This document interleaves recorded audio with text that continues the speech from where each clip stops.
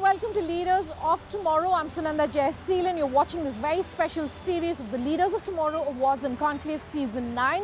Some of India's sharpest minds joined us at our conclave, and tonight we're continuing to bring you highlights of that. Take a listen. Entrepreneurship, what do we mean? We mean business. When we mean business, we mean demand. Someone has to consume our products.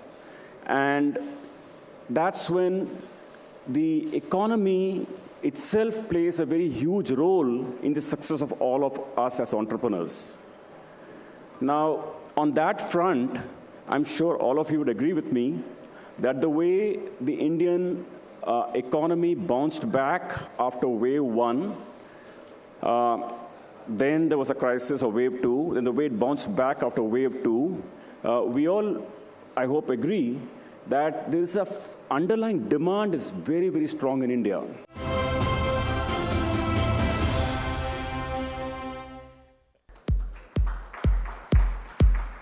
One thing that you know about the Leaders of Tomorrow is that we're doing everything that we do is keeping the entrepreneur in mind, keeping the entrepreneur at the center stage. And so now our upcoming discussion, which is with some of India's top thought leaders, is also on similar lines. It's the theme. The topic is unleashing India's entrepreneurial spirit. To helm that discussion, I'd like to invite back on stage my colleague Sunanda Jaiseelan. Sunanda, can we have you to moderate this session? And I'd like to invite up on stage her panelists, Leaders of Tomorrow Award Season 9 jury member and the former country head of HSBC India, Ms. Naina Lal Kidwai, the MD and CEO of BSE Bombay Stock Exchange, Mr. Ashish Chauhan, and the founder chairman of Kent RO Systems, Mr. Mahesh Gupta. Thank you so much, Mr. Chauhan, Ms. Kidwai. Mr. Gupta, thank you very much for taking the time to join us today on this panel, talking about unleashing the entrepreneurial spirit, and that's really the essence of everything that we do here on the show. I want to start by rattling off some numbers. And these are easy numbers, and these are numbers that I promise you everyone in the audience would love to hear as well. BSE market cap touching nearly $3.5 trillion, possibly the largest, fifth largest when it comes to any of the stock markets in the world. That is, a tweet that you've put out yourself, sir. If you look at the BSE SME, we are likely looking at 60-odd small businesses being listed on the BSE SME, before we can close the year out. I just want to kickstart today's panel discussion by quoting something from the good book. It says, those who make plans will see abundance, and we definitely wish abundance for all of our entrepreneurs. So speaking of that abundance, I want to get your vision and what the way forward, in your opinion, is looking like for the stock markets, given where we're sitting at right now.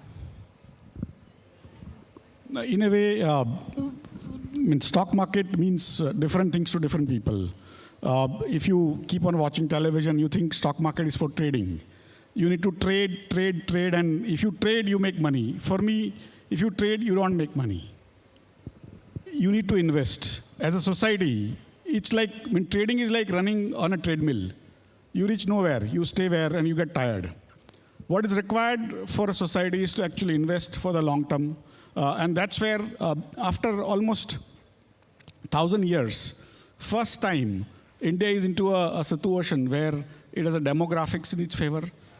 It's ready with the rest of the world with the technology. 1,000 years, we were basically always behind the curve in terms of adoption of technology. And technology is what creates wealth.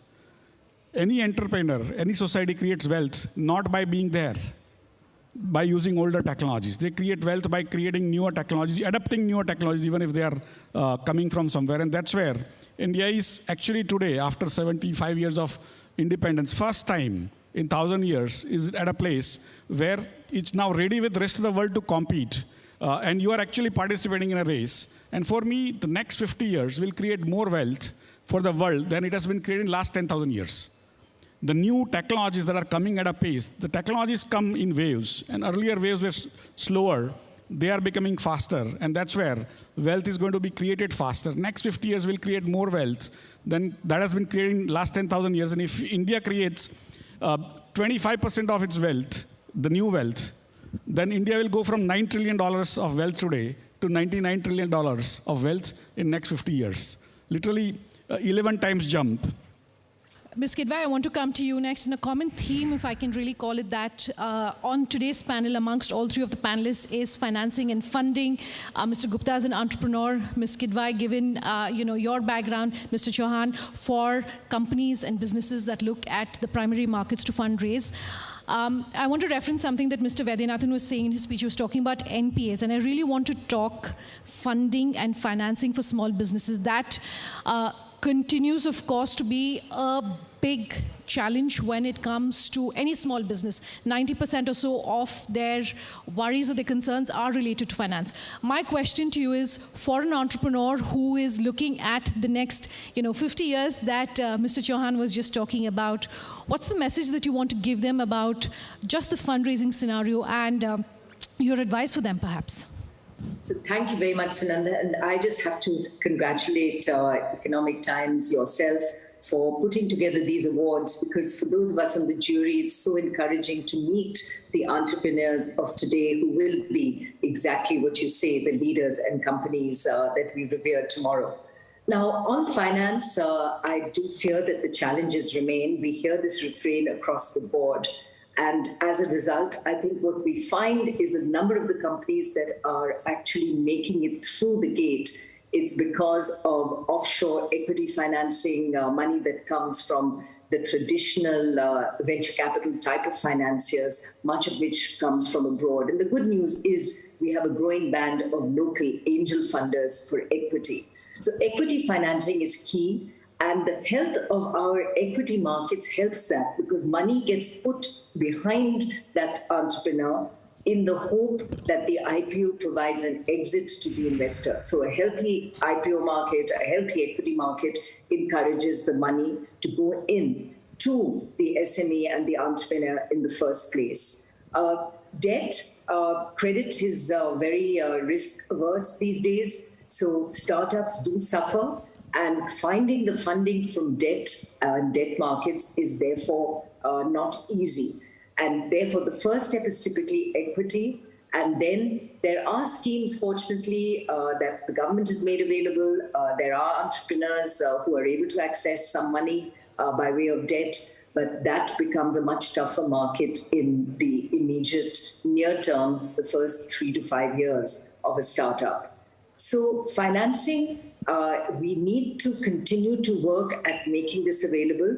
And I find by and large, therefore, a number of the companies that are making through the gate are actually asset light. They do have the technology, but what is critical is that the business model be right. So it's a service model, it's a business model, it's a model which reflects good, strong revenue growth and profit at the end of that revenue multiplication. So traditional business is important, good business sense is important to access finance at the end of the day. Along with financing being a big challenge for small businesses, I just want to quote some other figures which are also problem area, and that is just growth itself for small businesses. A recent survey done points to the fact that nearly 70% of small businesses, SMEs and MSMEs, are estimating that it will take them nearly 1 year to come back to growth. 70% are saying it will take over 1 year. 82% of small businesses have seen some sort of impact to the other due to COVID. Mr. Gupta, Ms. Kidwai said, the leaders of tomorrow, we are a show for the leaders of tomorrow today. Speaking to our entrepreneurs who are here this evening, speaking to the entrepreneurs watching, you have seen your fair share, of course, of challenges as an entrepreneur in your growth. What advice would you like to tell these businesses who are saying, we don't even have visibility over what the next, perhaps 1 year is going to look like? First of all, I want to thank ET Now for inviting me for these discussions. And it's nice to see all the probable people who will win the award today. My best wishes to each one of them. Well, pandemic is something which it has impacted every human being today on this earth. So being an entrepreneur, you had more difficulty because you are not alone, you are supporting some staff. And you have some crunch of the funding available to you. But what to do at this juncture?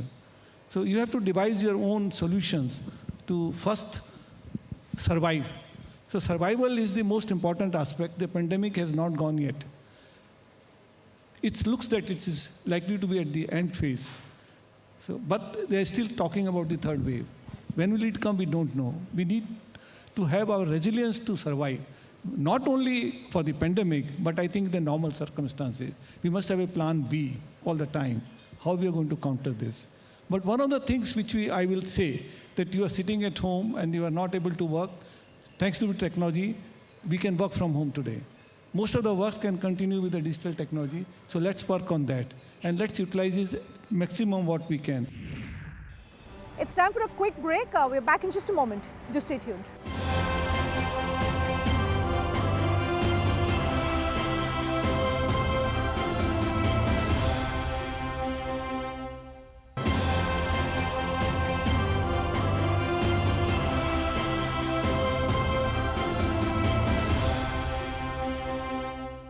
Welcome back. You're with us here on the Leaders of Tomorrow Awards and Conclave special series, bringing you highlights of all the big voices and names who joined us for our conclave. Take a listen. You use the word survive, and that is the theme here on the Leaders of Tomorrow Awards and Conclave Season 9. Survive, revive, thrive, and we're truly saluting businesses that have survived and shown revival and growth during the pandemic period. Since all three of you have said digital, I'm going to pick up on that and talk about the fact that data showing that nearly 1/3 of small businesses have moved online or moved a significant portion of their businesses online during the pandemic. So the pandemic has really been the push. Despite that, nearly 66% of India's small businesses say they don't even have, a website, for instance, to help them have that kind of digital exposure which is needed. Where then is, what is really holding India's small businesses back when it comes to using more and more digital? Because clearly they understand the need of digital, but something's holding them back. I think, in my opinion, everyone is going digital and everyone has gone digital. When you have mobile phone in hand, you are digital. You don't need to have a website. When you send a tire punctured on a WhatsApp and the puncture person comes on his or her bike and repairs it or takes it along, it's actually a digital workflow you have done, right? So that's how, for me, everyone is trying to go digital.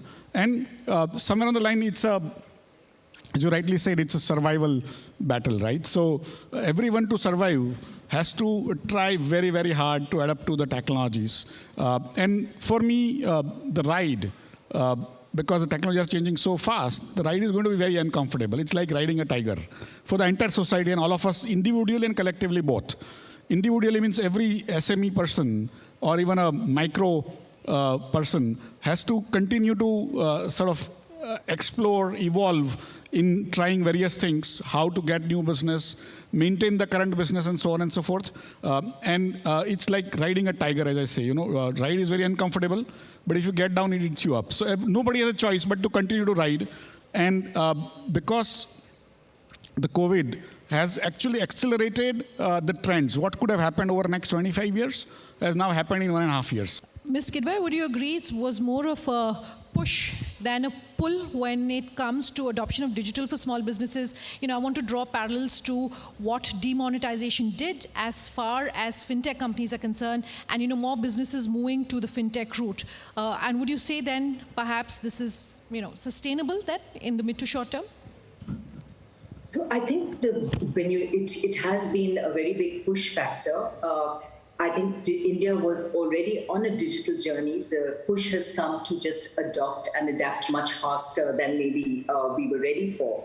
And to that extent, there are many companies, SME and otherwise, who have struggled to make that big jump forward.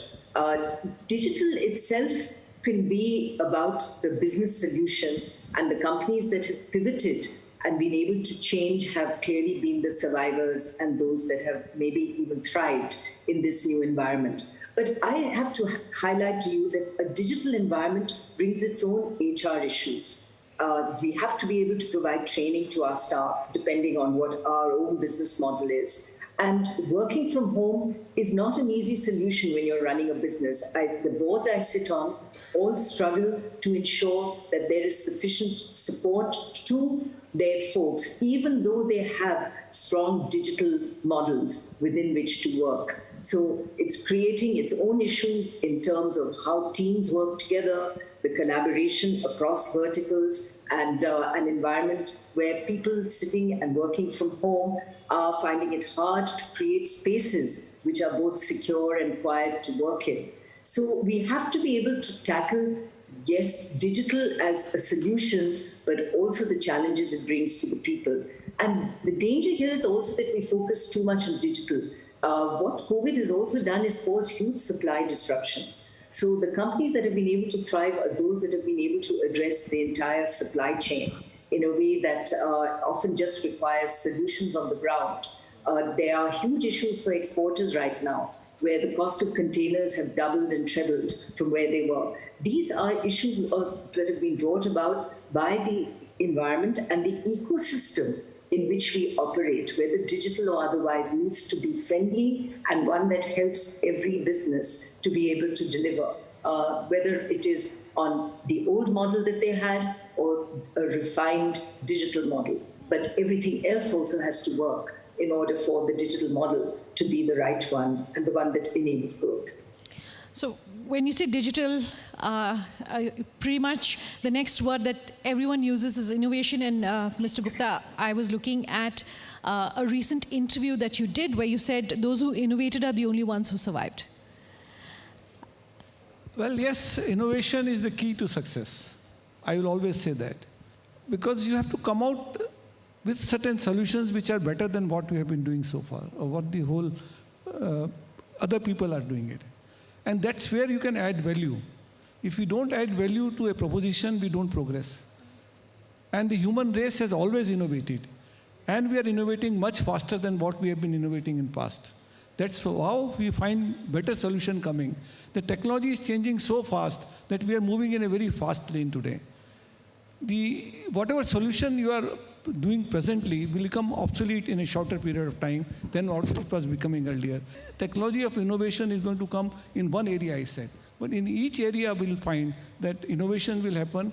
And if we are going to keep sitting, I would say that as you can't stand on a ladder stationary, you have to move up and come down. So is the situation in businesses. If you don't innovate, you will go down. You can't stay in your business today. You can't be stagnant. So you need to find solutions. What is going to come tomorrow, you have to do it today. So you have to have that idea and generate that. You're talking about innovation. I just want to very quickly mention one more piece of statistic. 99% of India's entities now are identified as small businesses, and not just small businesses, but as micro businesses.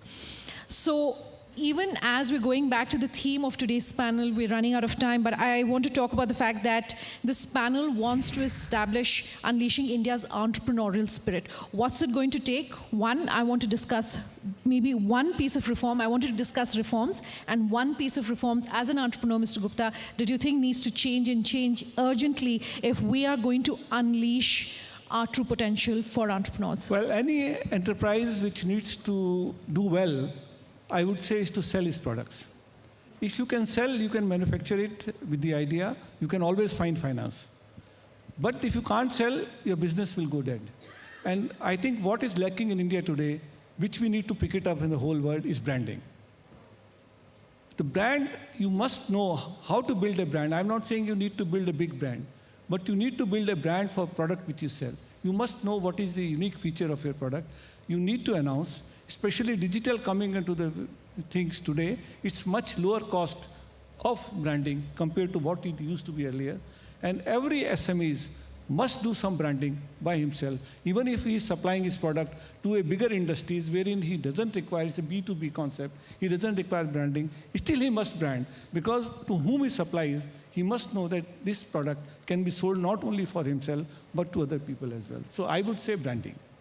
Okay, Ms. Kidwai, just coming back to my question, as far as reform is concerned, what do you think it's going to take to really shake things up? If there's that one thing, there's a wish list that you could put forward, what would you like to see on the top of that list? So I want to just put forward three very quickly. Sunanda, I think first and foremost, we have to ensure that our businesses are competitive. And for being competitive, the inputs of production, whether labor or energy or whether steel, whatever it is that that industry consumes, we should try and ensure that the prices of those are pure and truly globally competitive. And the answer has to be that the output of any business has to be competitive, because there is a danger in the COVID environment that we keep asking for support from government. And I think that support is important in in terms of finance, but the company itself must be able to stand in a way that it competes in a global context, let alone just a domestic context. The second Mr. Gupta just alluded to was the whole environment space. And while the large companies are feeling the pressure today, there is no running away from the new normal of ESG. And understanding how ESG impacts every business, the ones that get it, the ones that conform are the ones that are going to be able to attract finance, whether equity or debt, and the others will get left behind. So really embracing this in the best way that one can would be very important, whether you are a small or a big business. And third, I would say, which is more to do with the environment, and I'm so happy that you at Economic Times continue this, is that we celebrate success. We need to put up on a pedestal those that succeed, those that are winning, those that are thriving. And I'm really happy that we can every year pick some of those to celebrate. Absolutely, ma'am. Mr. Chauhan, I want to come to you and talk about one piece of reforms that we've seen as far as the stock markets are concerned, SEBI making it easier for startups, of course, perhaps leading to what we are calling the gold rush of IPOs really on the stock markets. But keeping that aside, anything else that you would like to say for the financial markets, for the capital markets? In a way, SEBI regulations have not changed for IPO. It's just that the people who were trying to list in Singapore or US didn't find that much support.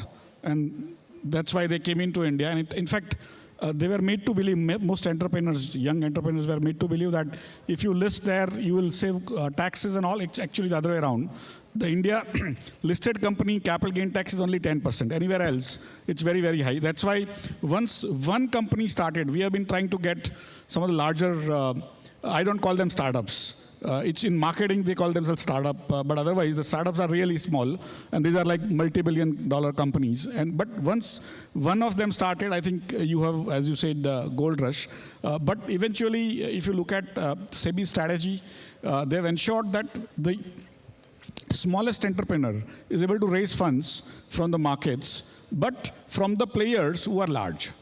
And the larger issues are actually being subscribed to by smaller investors because they are less risky, at least in theory. And that's where they created this framework almost last 10 years. And slowly, that's what is getting results. But somewhere on the line, we have still not been able to reach out to, in terms of the debt part of it, to the micro borrowers. I mean, a vegetable vendor borrows at 150% per day. I mean, borrows 100 rupees and gives back 150 after in the evening. And that is because the efficiency of the modern finance has not reached that layer. And I'm sure people like IDFC Bank and everyone are trying to work to ensure that efficiencies reach out. Then you're going to basically create that sort of explosion of entrepreneurship. Whoever needs funds is able to get at a reasonable rates, and that's where you will see many more people coming into the market as entrepreneurs. All right. Thank you very much to our panelists. Thank you to our audience. Thank you, Ms. Kidwai. Thank you, Mr. Chauhan. Thank you, Mr. Gupta, for your time here on the panel. That wraps up this episode. But if you want to know who our grand winners are, well, that's coming up later on in this very special series. For tonight, it's a wrap. Thanks for watching.